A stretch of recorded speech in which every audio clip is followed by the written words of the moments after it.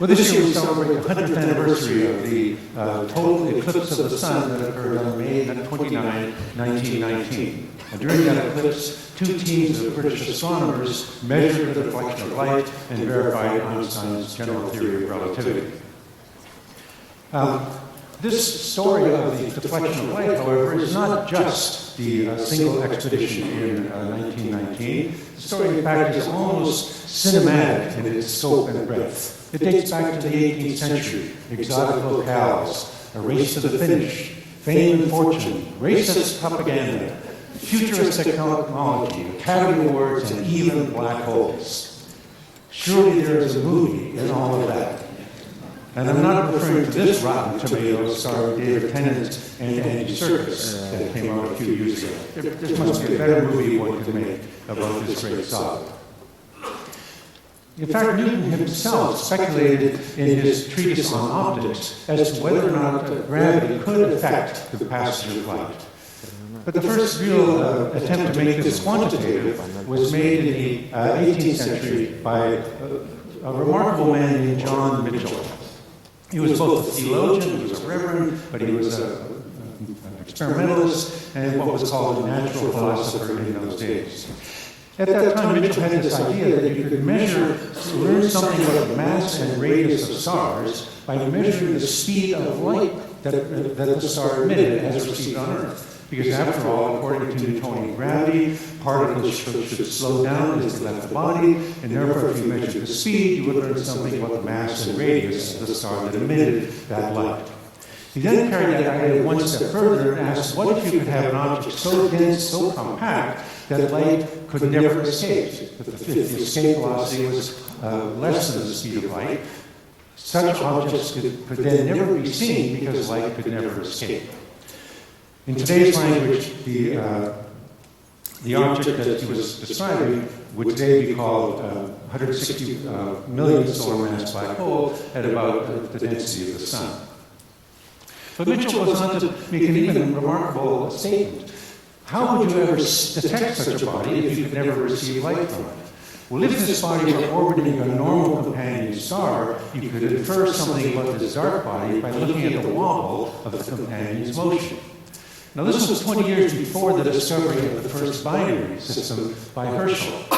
And in fact, it appears that Herschel was strongly influenced by Mitchell's work on stellar associations and on his ideas about these kinds of binary systems to go out and actually look for binary star systems. Around the same time, and independently, Laplace had some similar speculations about bodies so compact that light could never flow out of them. Now, the first calculation of the deflection of light, it turns out, was made by Henry Cavendish. Cavendish was a remarkable individual. He was responsible for discovering hydrogen as an elemental substance, the compound nature of water, and so on. Also, he inherited from his friend John Mitchell an apparatus that Mitchell had designed based on torsion balance to measure the density of the Earth. He took that apparatus, this was after Mitchell had passed away, made some revisions to it, and made measurements that we now call measuring the Vg, the constant of gravitation. Now, Cavendish was a rather strange person. He was extremely antisocial. He rarely discussed his work with anybody. He did attend meetings of the Royal Society, but was very reticent about his work.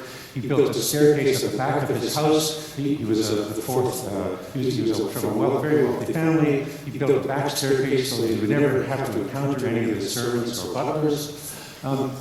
The 20th century neuroscientist Oliver Sacks has speculated that Cavendish may have suffered from Asperger's syndrome. As a result, he published almost nothing of his results. And so in the 1870s, when James Clerk Maxwell set about compiling and publishing all of Cavendish's work, or as much as he could do, he discovered that there were many laws of nature that had been ascribed to other people that Cavendish had discovered even earlier. Ohm's law, for example. Cavendish had discovered this, but never published it. Finally, in 1920, during an effort by astronomer Royal Frank Dyson to complete the publication of Cavendish's work, in going through his papers, they found a little scrap of paper like this. This is not the actual scrap, but where he says, And this is it, to find the bending of a ray of light which passes near the surface of any body by the attraction of that body. And then he sets up the problem, and on the bottom line gives the answer for the deflection of light. Now, u in this case is the inverse of the circular velocity of a particle orbiting at the surface of the star. So if you translate that into modern language, here's the answer for the full deflection, twice gm over c squared times the distance of closest approach with a little factor in the denominator. And so this was the Newtonian, what we call the Newtonian bending of light. But it was not discovered until 1920 that he had done this. Of course, the first person to actually do the calculation and publish it was a remarkable individual named Johann Georg von Soldner in Germany. Von Soldner was a largely self-taught scientist. He never had formal schooling, but he rose to become one of the noted astronomers and geodesists of the day. In fact, he ended his career as director of the Munich Observatory, so he really rose in the field of astronomy. But in 1801, he was still an assistant to the astronomer Johannes Bode in Berlin, and he set about to calculate the bending of light using Newtonian theory. He imagined a body emitted at point A, tangential to, I'm just going to come down and get my pointer, tangential to a body, to the star, emitted just away, and he calculated half the bending of the light. Correcto. Now, the answer we got is this. This would be for the full amount of the bending. Now, again, it's the first order he gets the half bending of light that we're familiar with, but he gets a different denominator. So what is it? What is that all about? Is there an error in Cavendish's calculation? We don't know because, of course, we don't know exactly what he did. But you can work out, actually, why there's a difference. Von Soldner assumed that the body, the light ray is emitted with speed c here, propagates to infinity, then you double it to get the deflection. You get Cavendish's result if you assume that the light was emitted at infinity with speed c, then speeds up as it goes by the body, and then is deflected going on to infinity. So that explains the difference in these two factors at higher order. Of course, from our point of view, all we care about is the leading term, and they both agree. Von Soldner published this result in the Astronomische Jahrbuch of 1804. Einstein, of course, came up with the same result, but from a completely different point of view. He was using his newly formulated principle of equivalence, which asserts that gravity is the same as an accelerated laboratory, and he imagined, for example, a uniformly moving laboratory. A light ray enters the laboratory at some angle, it propagates across in a straight line, nothing particular happens except the standard phenomenon of aberration. But in an accelerating laboratory, the light, where the observer can stand on the ground, the light ray enters, but because the laboratory is going faster and faster, the light ray appears to be deflected according to the observer in the elevator. If you then string together a bunch of elevators, you can calculate the bending of light by the sun, for example, would be exactly the same result as obtained by von Soldner and Cavendish, just from a different point of view. Einstein thought this was quite an interesting result, and he talked to his good friend Erwin Finley Freundlich to convince him to try to measure this result. And so Freundlich mounted an expedition to try to measure the predicted bending of light at the total solar eclipse that was scheduled to pass over Crimea in August of 1914. Right there. The trouble was, of course, just before this eclipse, World War I broke out. The astronomers, Russia moved in, arrested all the enemy astronomers, all the Germans and so on, including Freundlich, sent all the other astronomers home and confiscated much of the equipment. In any case, the weather that day was too bad for them to have gotten a good result. In any case, but it was mentioned before, if you're interested in counterfactual history, it's interesting to speculate what would have happened if Freud had measured what we now believe is the correct full deflection in contradiction with Einstein's prediction of 1911. One can speculate about that freely. But now we come to the 1919 eclipse expedition.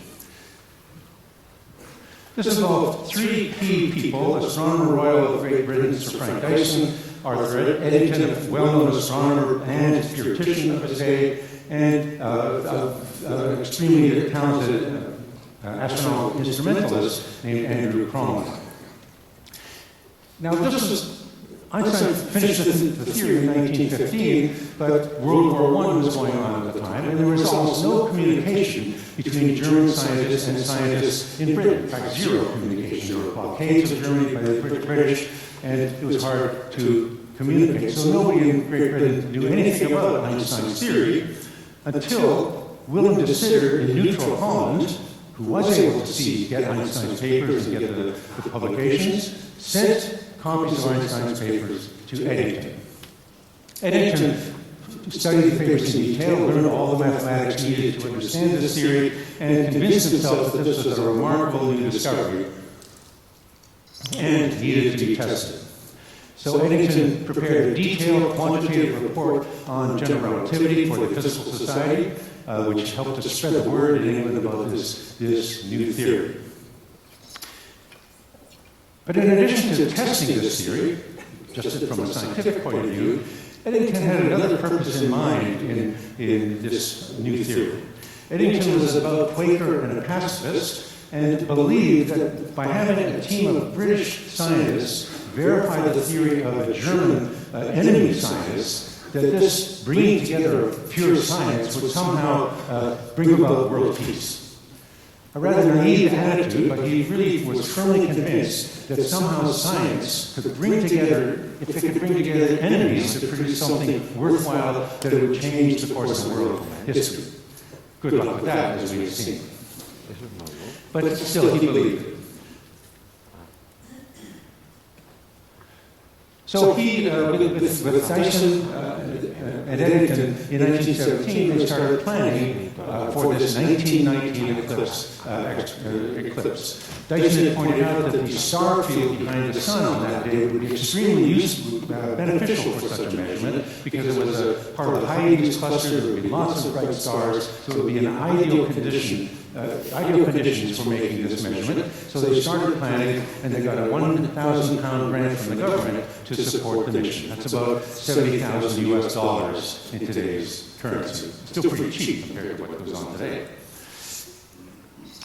But in 1919, there was a threat appeared for Eddington. Eddington, of course, as a Quaker, had been exempted from military duty as a conscientious objector. But in 1918, this is what we now know as the final months of the War Office, in its desperate need for manpower to man the front lines. The Americans were now in the war. They needed everybody they could get to fight the final battles to defeat the powers. They tried to revoke Eddington's exemption. And so Dyson had to write frantic letters to the War Office pleading to keep his exemption so that he could perform this very fundamental and important experiment. So at the very last minute, they granted the exemption, and so Eddington could continue to work on the expedition. Finally, in November, the First World War ends, and the two teams that had been put together set sail in April 1919 for Sobral and Principe. The eclipse that year passed over South America, and at the coast it passed over the town of Sobral, then across the Atlantic, and just before hitting the west coast of Africa, crossed over the tiny island of Principe. Principe and São Tomé are two islands which at that time were colonies of Portugal. They now constitute an independent country. So the teams first set sail from London, England, made a stop in Madeira, also a part of Portugal. They split up at Madeira with one team heading for Sobral, and the other team heading for Principe. At Sobral, the team was headed by Cromlin and Charles Davidson. They set up the telescopes at the Jockey Club, a racecourse just outside the town. And here are the two telescopes they had, a 13-inch and a 4-inch telescope. And you notice the telescopes are not pointing at the sun. They set the telescopes horizontally and used mirrors that could rotate to track the sun to reflect the light from the sun along the focal axis of the telescopes. The other team, headed by Eddington with his assistant Cottingham, headed for this tiny island of Principe, and they set up at the Sunday farm, a coca farm that at one time in earlier years produced a substantial fraction of all the world's chocolate. So it was a very important exporter of chocolate in earlier days, and here's one of the houses that were part of this large plantation.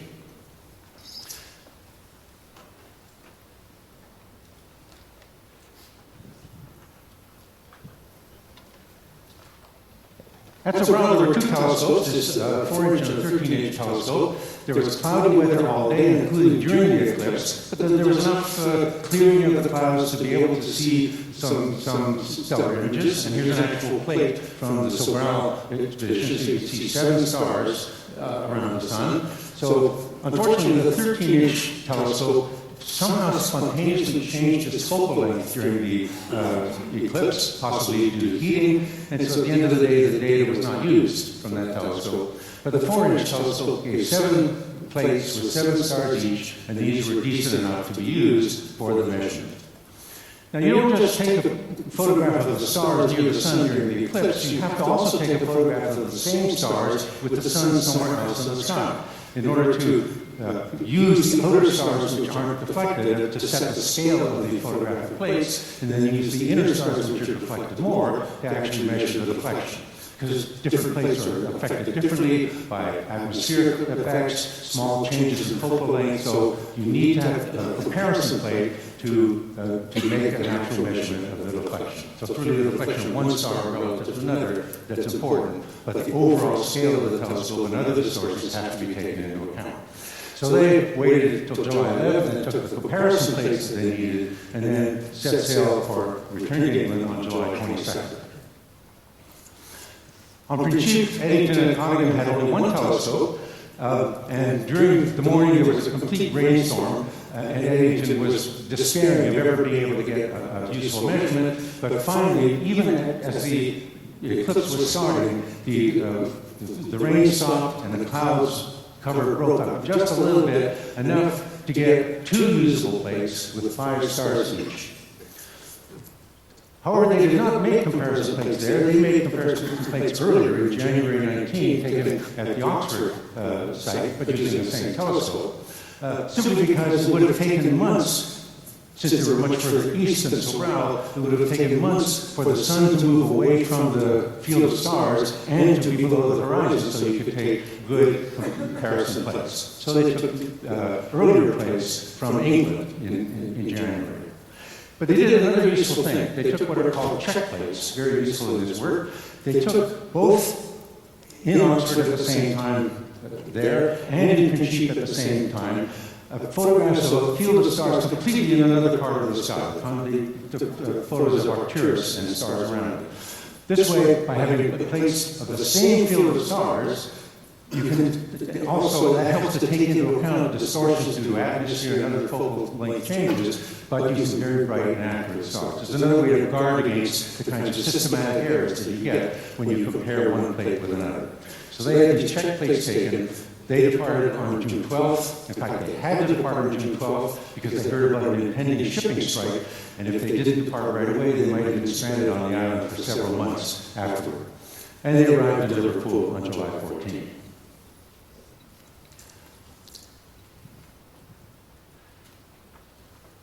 Now, there's a sense in the kind of the part of history of these things that this was it. The Eddington eclipse, the British team did it. But in fact, there was a race going on at the same time.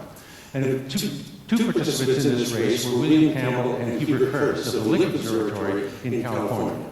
They wanted also to measure the reflection of light, according to Einstein's theory, and they were desperate to beat the Brits to the punch.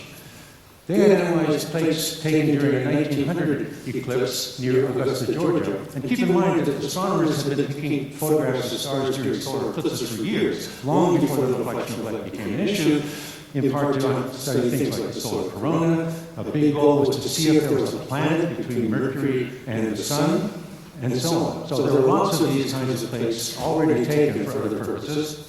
But they also took plates at a 1918 eclipse that occurred in western USA near Goldendale, Washington. Unfortunately, the images were rather poor, and initially they found no unambiguous evidence of any deflection. And in fact, as Campbell set sail for England that summer to attend the summer meeting of the Royal Astronomical Society, he kept sending telegrams back to Hubert Curtis to say, keep analyzing the data in hopes of having a positive result to report at that meeting. At the end of the day, all they could do was say he had seen no unambiguous evidence of the deflection. Meanwhile, Dyson had been in telegram communication with Eddington, who was still on a ship sailing toward England at that time. And Eddington had told Dyson that he believed that he would ultimately have a positive result. And that's what Dyson reported to the meeting, that in the future Eddington will get, he believes, a positive answer.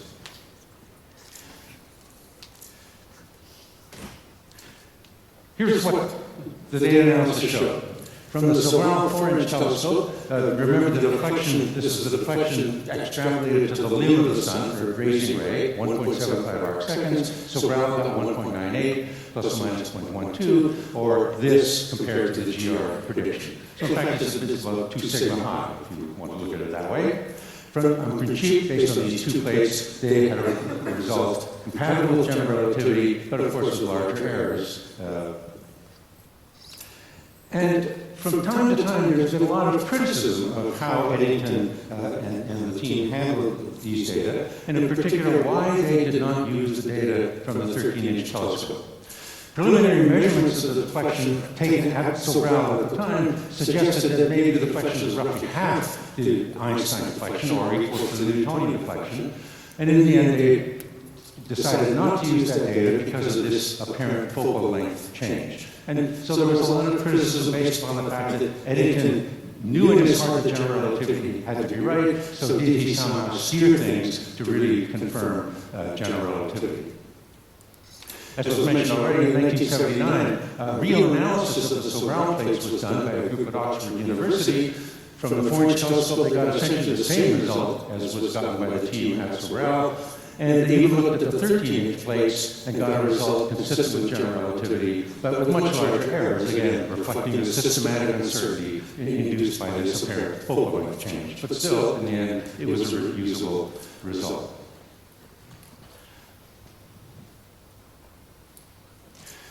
Our colleague Dan Kennefick, of course, has looked very deeply into this whole affair of whether Eddington had done everything fairly, and has concluded that on balance, given the data that they had, they did the best and most objective job they could in analyzing these results.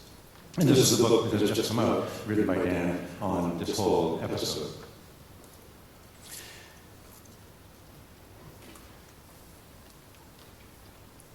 Now, Eddington, in addition to his scientific attributes, appears to have been the first scientists to understand the power of the media. Remember, this was early 1900s. There were telegraphs, there were newspapers, there was media that could be exploited.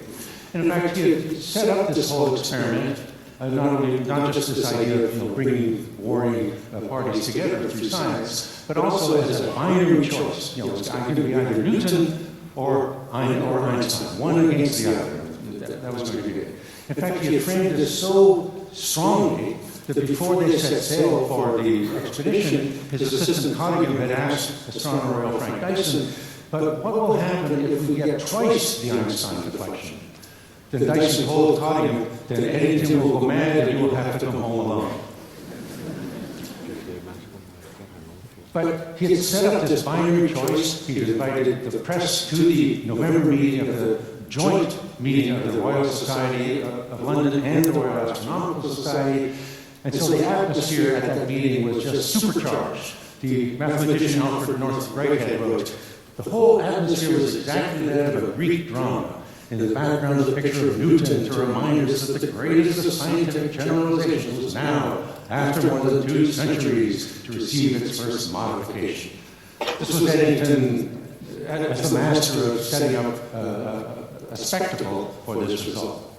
And needless to say, after he made his announcement, the next day the Times of London said, "Revolution in science, Newtonian ideas overthrown." The day after that, the New York Times, "Lights all askew in the heavens, men of science," notice only men of science, of course, "more or less agog," not completely agog, just more or less agog. "The stars not really seen, but don't worry. A book for twilight of 12 wise men." This is the idea that general relativity was so complicated that no one could possibly comprehend it. Indeed, Eddington played a role in promoting that kind of image. There's a story that was told to me by Chandrasekhar, who of course knew Eddington very well in the 1930s, and presumably Eddington told Chandler this story, that after he had made his report at the Royal Society of London, either a colleague or a reporter, depends on who tells the story, came up to Eddington after and said, "Oh, why Eddington, you must be one of only 3 people in the world who understand the general theory of relativity." And Eddington said, "Oh, no." And the person said, "Oh, Eddington, don't be modest." And Eddington said, "What modest? I can't think of who the 3rd person would be." So Eddington was a master of framing these things for the general public, and in many ways this is why it's now called the Eddington expedition, when in fact it was much more of a team effort. And of course, this made Einstein an overnight international celebrity, and he remained a celebrity for the rest of his life. With Charlie Chaplin in Hollywood, ticker tape parades, blah, blah, blah, with the Hopi Indians in Arizona, etc. So this made Einstein very famous. But there was a lot of skepticism, especially among American astronomers. Curtis Campbell at the Lick Observatory simply could not believe that Eddington could claim the precision he did from those 2 measurements. He just was very skeptical of the results. And so everyone felt it was important to try again to measure during this bending of light. And so during a total eclipse in Australia in 1922, many teams went to try to do this. And Campbell and Trumpeter came up with a result of really agreeing with general relativity, 1.72 versus 1.75, at about 10% error. So this, about 6% error. This started to abate the skepticism somewhat, at least in the U.S. But there was also a backlash, especially in Germany, against the fame that this brought to general relativity and to relativity. There was, as early as the 1919 and 1920, the beginnings of an anti-relativity campaign based upon the fact that Einstein was Jewish. And the leader of this campaign was, one of the leaders of this campaign was Philippe Lenard, who won the Nobel Prize in Physics in 1905 for his work on cathode rays. Lenard was an early supporter of Nazi ideology, and he denounced Jewish science, such as relativity, as compared with Aryan science, which was much more experimentally based.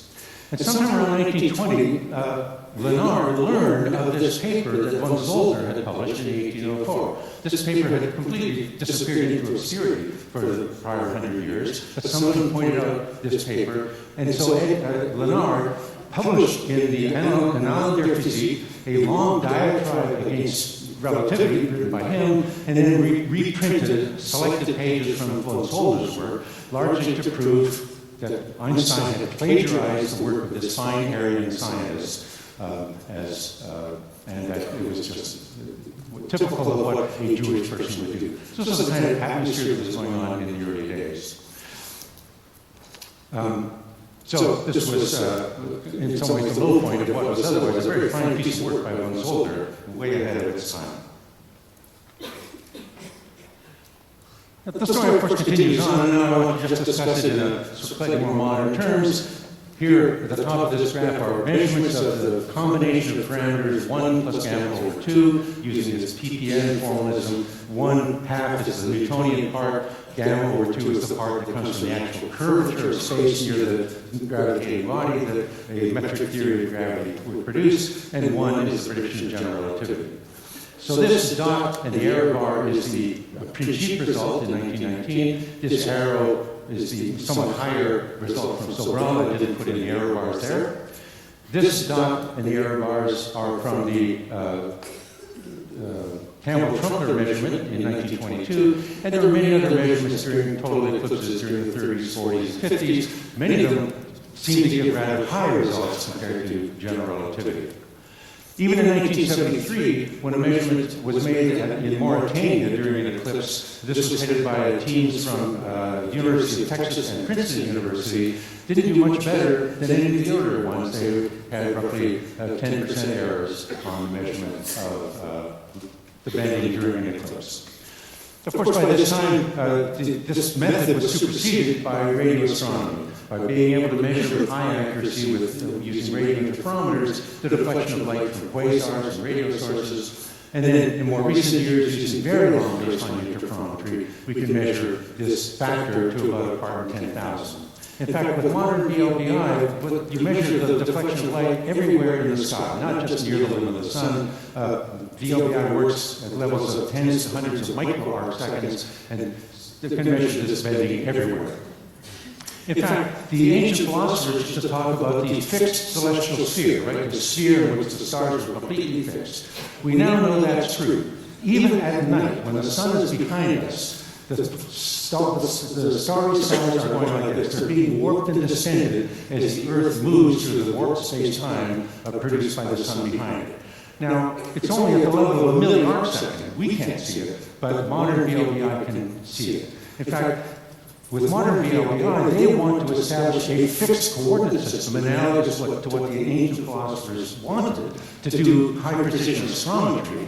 So to get that fixed, rigid coordinate system, they have to take into account this bending of light everywhere in the sky as produced by the sun.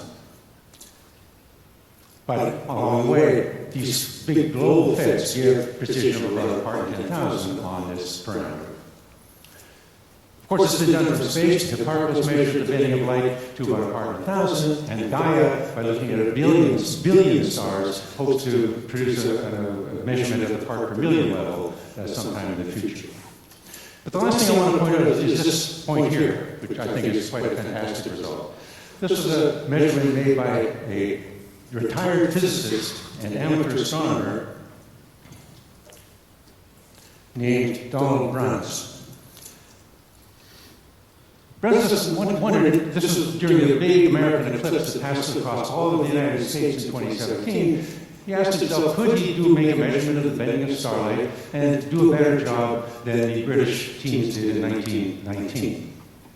Of course, he was armed with rather high-end equipment. He had a teleview optics telescope, not exactly an off-the-shelf piece of equipment. He had a very fancy CCD camera to take the photographs on these crazy glass photographic plates. The entire telescope, all the exposures, all the various checks were automated on his laptop. So Bruns said that unlike Eddington and his colleagues who were busy pulling plates in and out and doing this while the eclipse was going on, he could actually put on his smoke glasses and enjoy the eclipse because the laptop was doing all the work, making all the exposures, shifting the telescope, doing everything for him. Clearly, he pre-rehearsed this before the eclipse. Furthermore, he didn't have to do any comparison plates. He didn't have to wait around 6 months to take a photograph of the same field of skies. He could just download the database from Gaia, which has stellar positions, but then actually far better than one would ever need for this measurement. So he had pre-prepared, undeflected positions from Gaia. So at the end of the day, he got a result in complete agreement with general relativity with about uncertainty of about 3%. So a very nice, beautiful result with modern equipment and one guy standing on a mountaintop in Wyoming.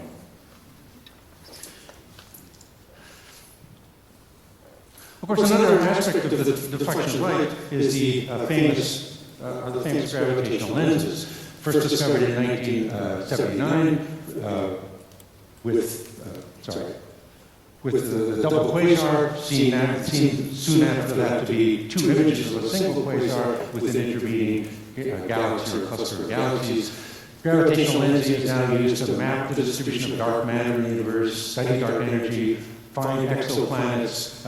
It's really, I like to call it Einstein's gift to astronomy, because lensing has become a big industry within modern astronomy.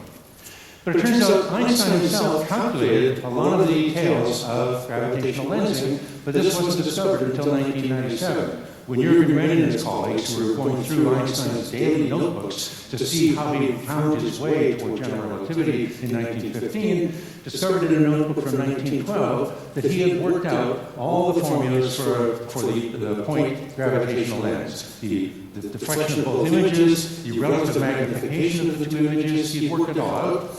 The numbers were off by a factor of 2, of course, because he was using his earlier formula for the bending of light based on the equivalence principle, not the full effect. He never published this because he thought the effect was rather small, sort of marginal for detection, but also the chance of having 2 stars in such perfect alignment that you could get, you really get 2 images. If they're not well aligned, you just get nothing. The second image is too faint to be detected. The chance of having such perfect alignment was astronomically small. So he never published the result.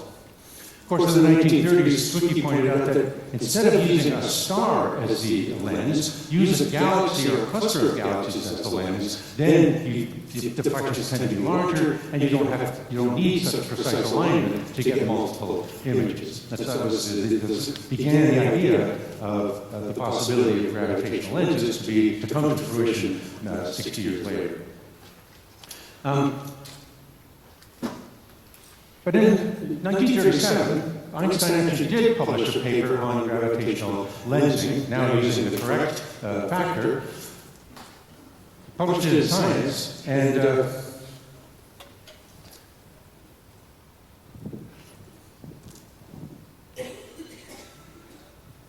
the paper starts saying, some time ago, R.W. Mandel, this is Rudy Mandel, a retired electrical engineer, who had been nagging Einstein for months to write a paper on gravitational lensing, because it was starting to become an interesting topic.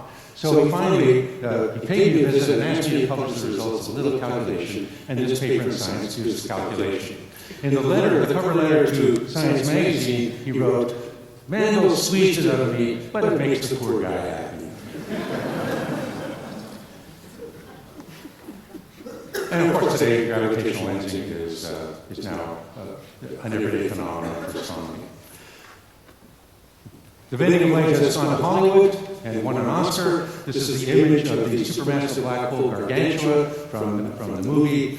Kip Thorne was the executive producer on the movie and also worked with the special effects team, Double Negative, in London to create, using real solutions of the geodesic equation for a rotating black hole, to create the images produced by the accretion disk of the black hole, plus the top side and bottom side of the disk on the far side of the black hole, including the shadow of the black hole, somewhat larger than the light ring. So all the physical details are here, except they left off things like Doppler shifts and strong beaming, because it would have simply, those effects are so strong they would have saturated the image and would have not have been a pretty picture for the movie. So they made some compromises for the movie, but anyway, this was an example of what you could do with real calculations for entertainment purposes. And Double Negative did win the Academy Award for special effects for that movie.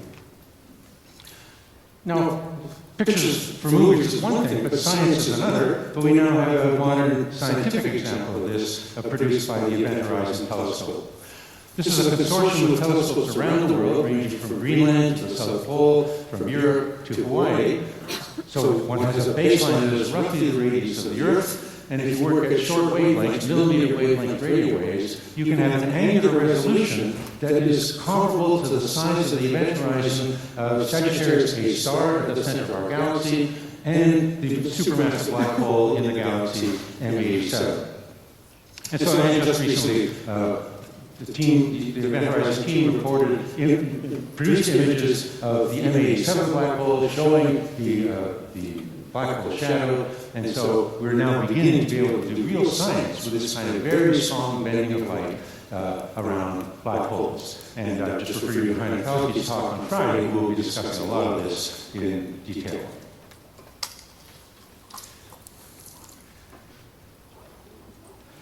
Now, some of us had the opportunity in May to travel to two locations, Sobral and to Principe, to be there on the exact anniversary of the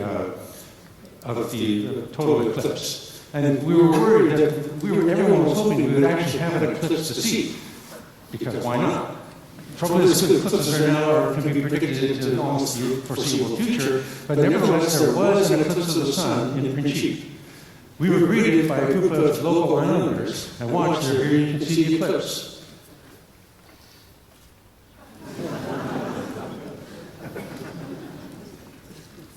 This is just after we landed on a very tiny plane. This is a very tiny island with a very tiny airport, but we were greeted by this very enthusiastic group of singers and dancers helping us to get in the spirit of being on Principe. Idyllic surroundings, it's a beautiful island, a wonderful resort. Even the president of Portugal came down for the event. You see me and my wife and Alessandro Bonono chatting up with the president of Portugal. They made a very great point of involving students in this thing. They brought students from both the islands, students from Portugal came, so they had lots of demonstrations of first space time. They really did a great job of outreach to the various communities for this great event. And here's a plaque on the very location, presumably, where Eddington and Cottingham set up their telescope. And similarly, at Sobral, another celebration took place.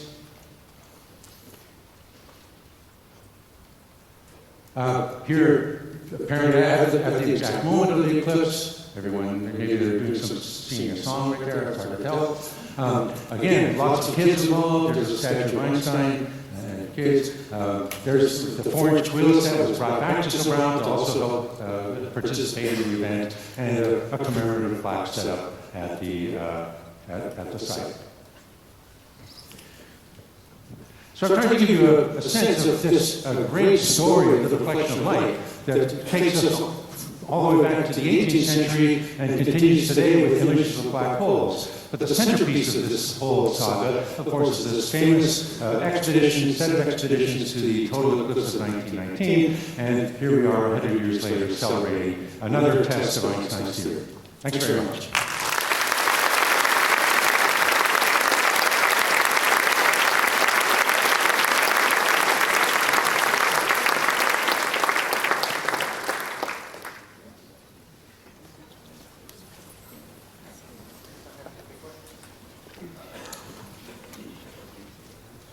Yeah.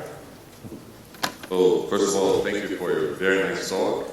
I would just like to add 2 points, maybe. One is that, well, being a Brazilian, somebody will find it a bit awkward what I would just say, but the first attempt to measure the deflection of light was performed by the astronomers of the Observatory of Argentina that were in Brazil in 1912, as you know. So it was Charles Brahim that previously worked in the observatory. And the second thing about Eddington's fame, well, Eddington became so famous that he was even blamed very much for something that he did not do. I mean, so has been blamed by having a bias in analysis, in the analysis of the Sobral result. But he never analyzed the Sobral result. The analysis of the Sobral result were performed by Dyson and Dayson. So thank you very much again for your presence.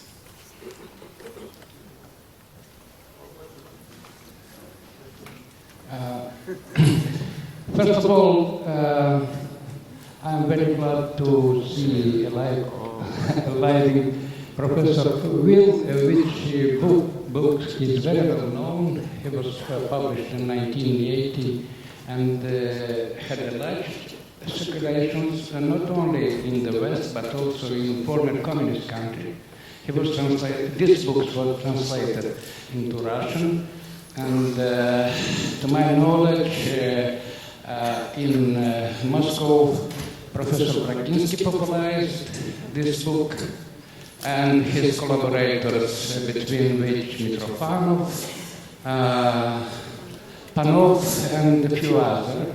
By the way, similar experiments, gravitational experiments, were made also in other former communist countries, such as Romania. So in Romania, a number of people measured gravitational acceleration in salt mines in Carpathian Mountains during Ceausescu epoch. Their results are not widely known. They are very published only in Romanian scientific journals, but perhaps they would be of interest. Then my second commentary is about our most reason to be present here. You have talked about Einstein deflection